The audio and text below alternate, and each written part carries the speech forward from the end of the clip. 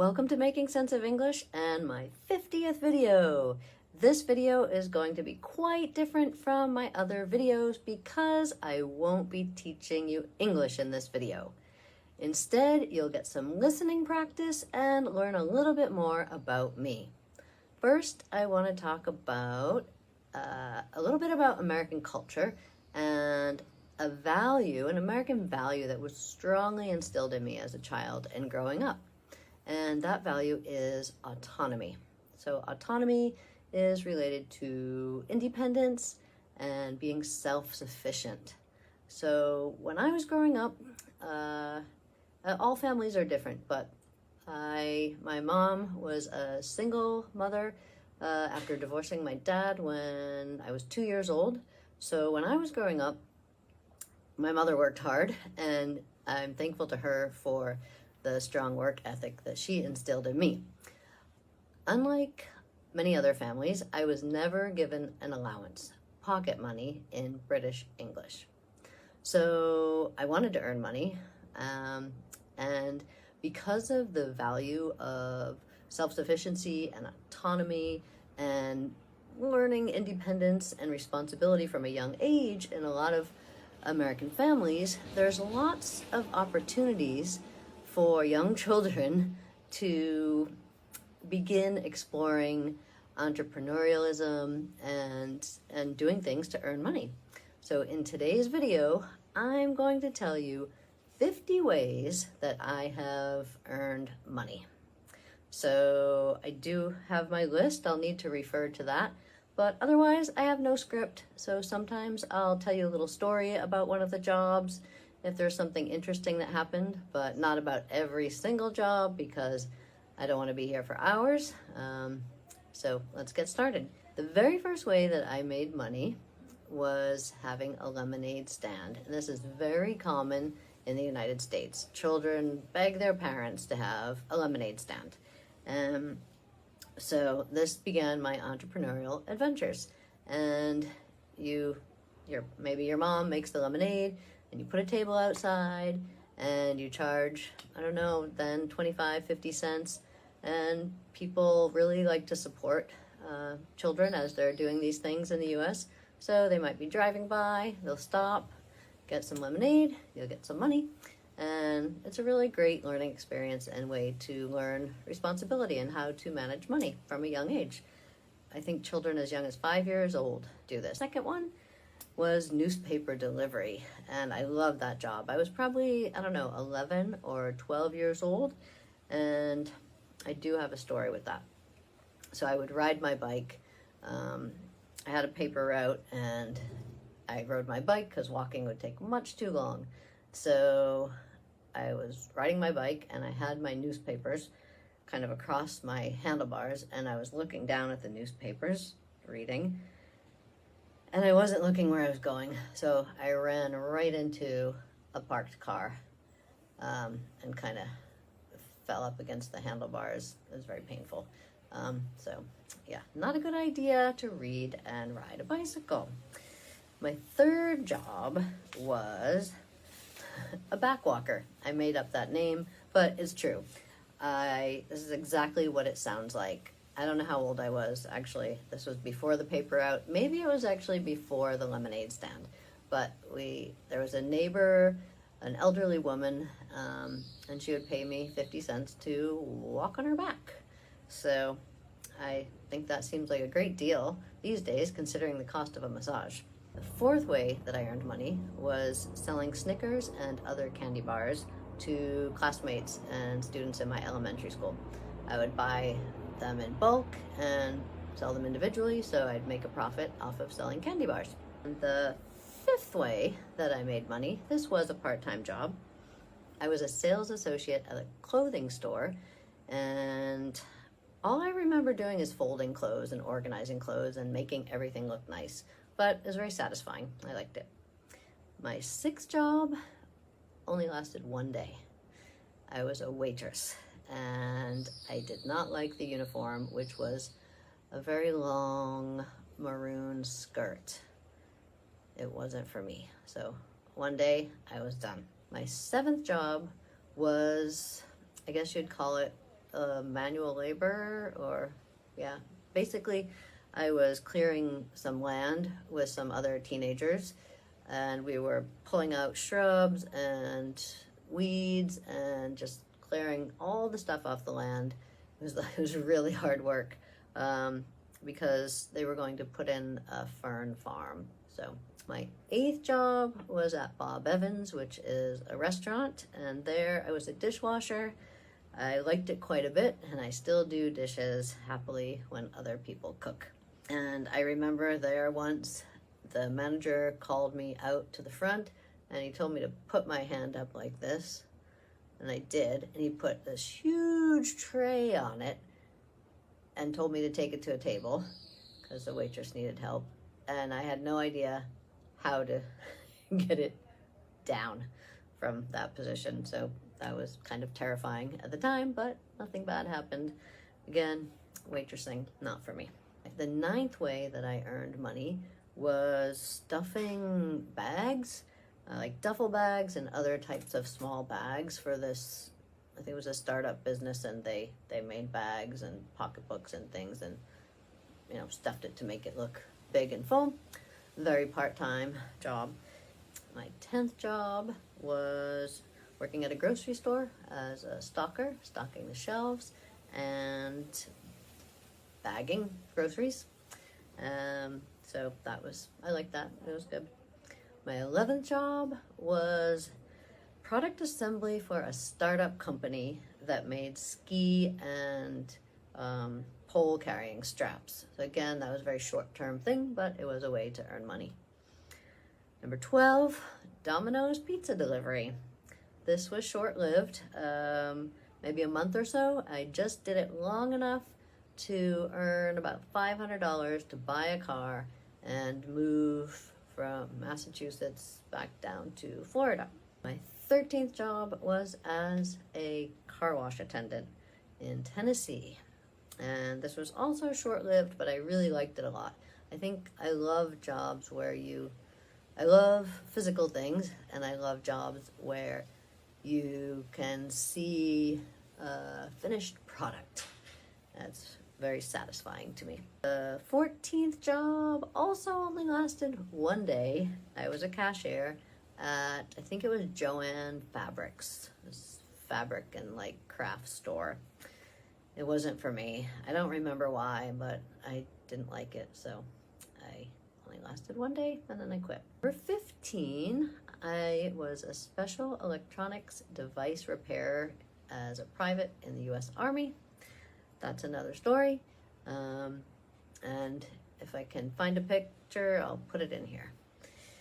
16, I had this job for, 3 or 4 years. I was a security guard, and my main position was being a base operator in a hospital in Boston, Brigham and Women's Hospital. So that was a great job. But I kept moving on to other things, and my 17th job was as a barback at various nightclubs in Boston. It was a very fun job for someone in their 20s to have. And if you don't know what a barback is, basically a barback helps the bartender by stocking, keeping the ice fresh, keeping the beer stocked, cleaning tables, and oh yeah, I was a busser too. I forgot about that. I don't remember where, but I also bussed tables in one of the restaurants I worked in. My 18th job was security at a nightclub. Maybe you've heard the term bouncer. Well, I have no idea why they hired me, because I was tiny and bouncers are usually big and strong.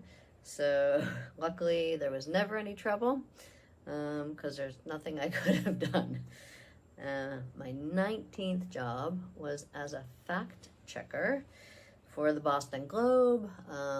That's what it sounds like. You're just checking facts for stories and different things to make sure they're accurate. My 20th part-time job was as a telemarketer, and it was, it was for some, I think, Democratic campaign. I didn't do it very long. Not such a fun job, but had to do what I had to do to make money at that time. Number 21, I was a tarot card reader at one of those 800 type numbers. As I recall, I was pretty good at it, despite not really necessarily believing in it. I don't know, that's another story, but there's something to it, maybe some kind of intuition. And I think with those kinds of things, people get out of it what they need. It's kind of like with your horoscope. There's some kind of truth in each one. So, not saying I believe in it, not saying I don't, but I did it for a little while.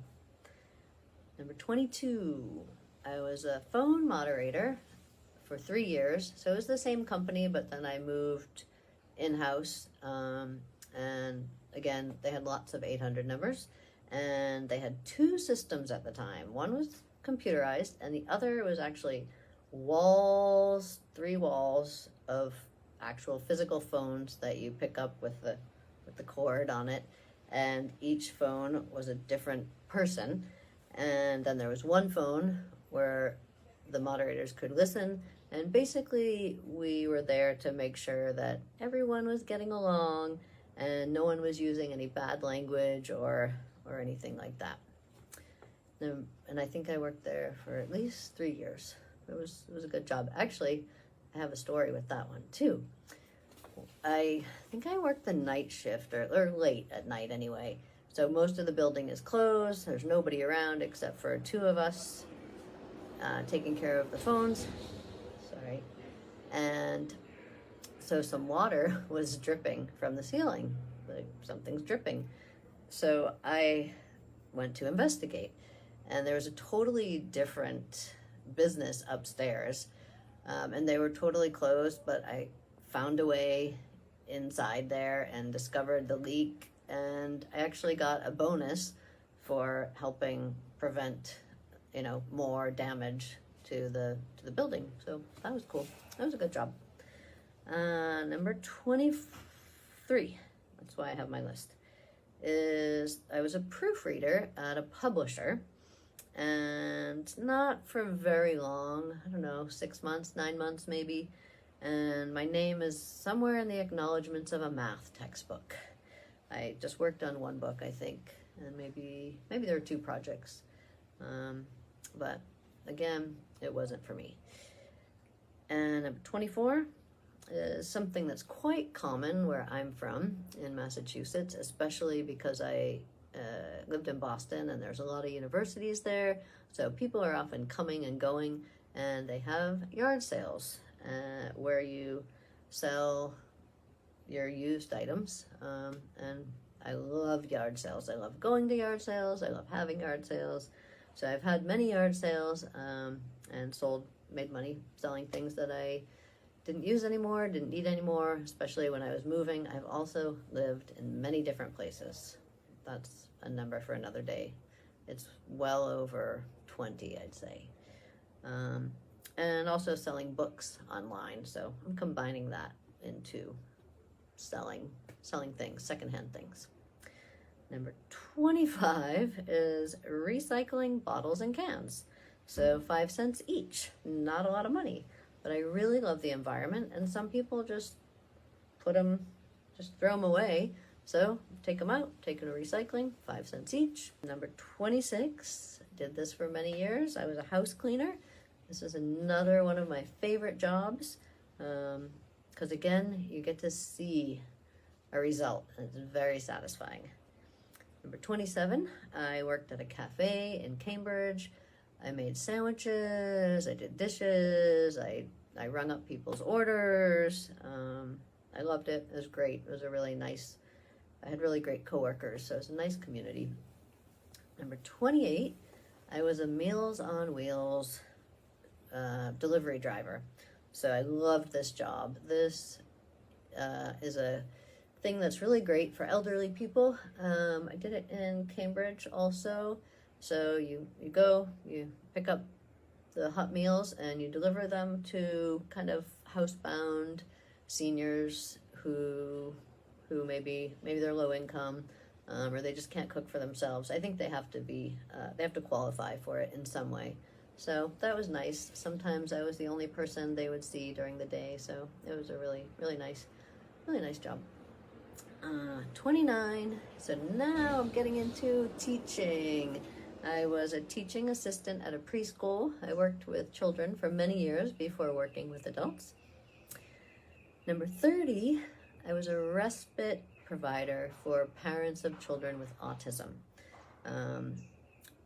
Actually, other special needs too, but this led into my next kind of career, which was teaching using applied behavioral analysis, ABA, to teach autistic children communication skills, social skills. So it uses basically a system of positive reinforcement. So I did that. So 31, I was a classroom assistant at the May Center, which was a school for special needs children and autistic children. And then 32, I did it for over 5 years in home-based programs. So it was working one-on-one. Most of the children I worked with were just 3-4 years old, and it was really rewarding. I was good at it. So it was great to see, children who didn't speak at all. They're 3 years old and they had never spoken, helping them sound out words. And the first time one of them said mom, and it was building, like, first say and then teaching the whole teaching language to them. So I did that for a long time. Number 33, I was a teaching assistant at a Montessori school. That was also a great teaching job. But at the same time, actually I can't remember the order. Maybe that was, I think first I was actually a nanny for 3 years to 3 children, and I loved this so much. I got a salary, and I got a free apartment in their attic, and I also got a car for free to use also. So there were a lot of benefits or perks to that job, and it was a really wonderful family too. I actually turned down a great job working at the U.S. Post Office because I was still a nanny, and I just didn't want to leave that family. I also didn't want to wake up at 4 or 5 a.m. to deliver mail, but can't go back and change it now. I think it was all for the best. Number 35, I was a painter. A friend of mine had a painting business, so I painted with her, and I love that because, again, satisfying. You get to see a result. Number 36, I was a landscaper, doing some gardening and cleaning yards. Number 37, I made money shoveling snow in Boston. Number 38, I was a driver. I would kind of like a personal assistant to an older woman, driving her to appointments and shopping for her, doing different things for her. 39, I was a personal organizer, helping a small business with their office space and files. Number 40, I was a math tutor at Bunker Hill Community College, where I was a student. I'm pretty terrible at math, but I was actually very good at as a math tutor because I had to work hard to sort of figure out things, and so I was able to teach the skills I learned to other people who were even worse at math than I was. Number 41, I was a night shift worker at a residential school for troubled girls. Some of the girls had eating disorders or had possibly made suicide attempts. So while I was in university, I worked the night shift. Most of the time they were sleeping and I could do my homework. I had to check on them periodically, but at some time, once while I was there, one of them tried to run away. So that's a whole process of notifying people and just trying to keep the girls safe. Number 42, I was a writing tutor at UMass Boston. I really love that. I've been a writer for as long as I can remember, I love writing. So being a writing tutor was also rewarding. 43, dog walker. I was pretty terrible at that. Are you ready for a story? So along with dog walking, I sometimes did dog sitting. And there was a family with 2 dogs, and they went away, and I think I didn't have to sleep there, but I had to go there like throughout the day to let the dog walk the dogs. And anyway, they told me, don't walk the dogs together, walk them separately. Do not walk them together. But they didn't tell me why. So I was young. I thought, I'm going to walk the dogs together. I'm going to save myself some time. I'll walk them together. So we get to the driveway, and I think they had electric call. I don't remember. Anyway, that part's not important. Get to the driveway. As soon as we get to the end of the driveway, they start running as fast as they can. And they pull me down onto the ground, and they're dragging me across the ground. I wish somebody could have made a video of it, because I'm sure it was very funny, but it was also very scary. So I started screaming, and when I started screaming, they stopped to look at me. And then I went to stand up, and then they started running again.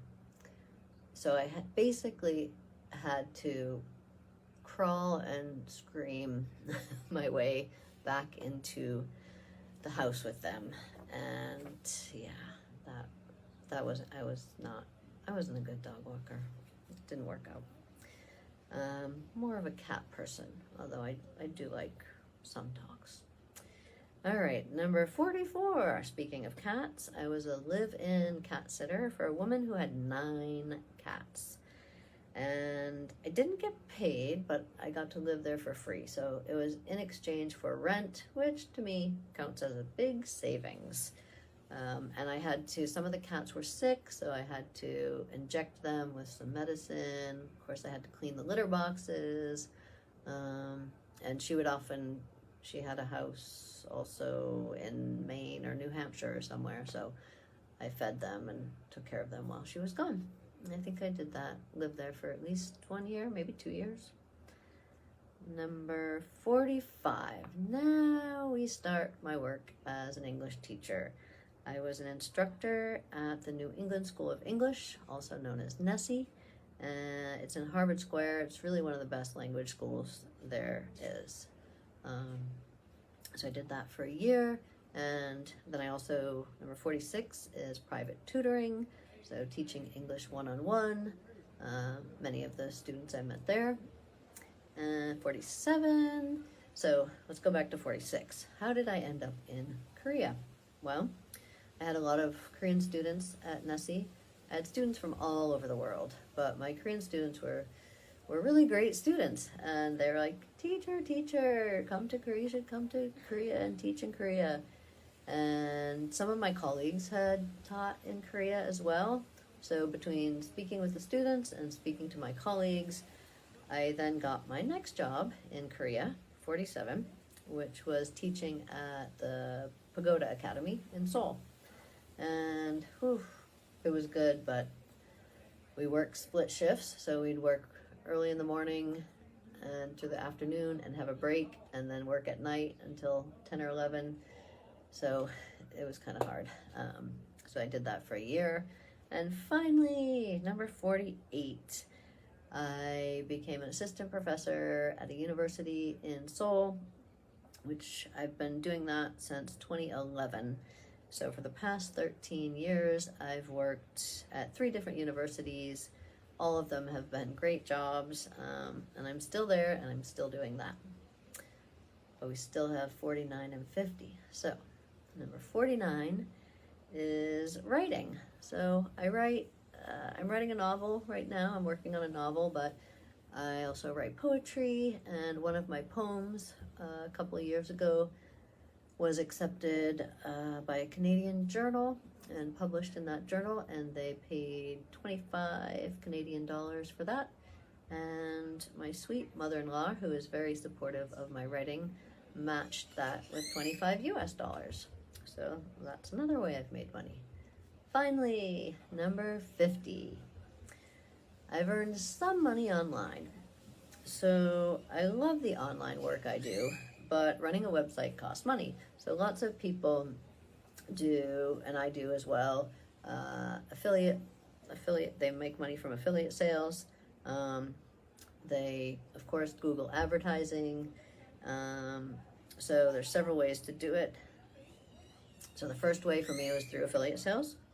And I don't offer any courses or private tutoring at the moment. So I have partnerships with the British Council and italki for tutors, and also Espresso English, as well as some other brand associations. And when someone makes a purchase through one of my referral links, I get a small percentage of that, and it doesn't cost any extra to you.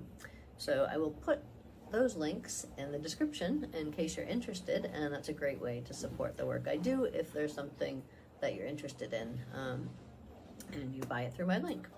Another way I've made some money online is through Google AdSense. I don't like advertising, but again, the cost of hosting a website gets more and more expensive every year, so that helps cover that. Sorry about that noise. The third way, or another way I make money, is through Ko-Fi, which is kind of like Buy Me a Coffee. So it provides various ways for creators to make money. I have an ebook on there and some other digital and audio products for sale. And my ebook, 350 plus common English expressions for everyday life, is available for purchase on my Ko-Fi page. I'll put a link below for that. And you can find some free materials there as well. And finally, I've earned some money on Ko-Fi through donations from people like you, so thank you. And you'll find all those links in the description. Of course, one day I hope to add YouTube to the list of ways that I have earned money. But first, I need lots of subscribers and views, so check out my other videos and like them and leave a comment and share them on social media. And be sure to hit that subscribe button. Thank you for watching.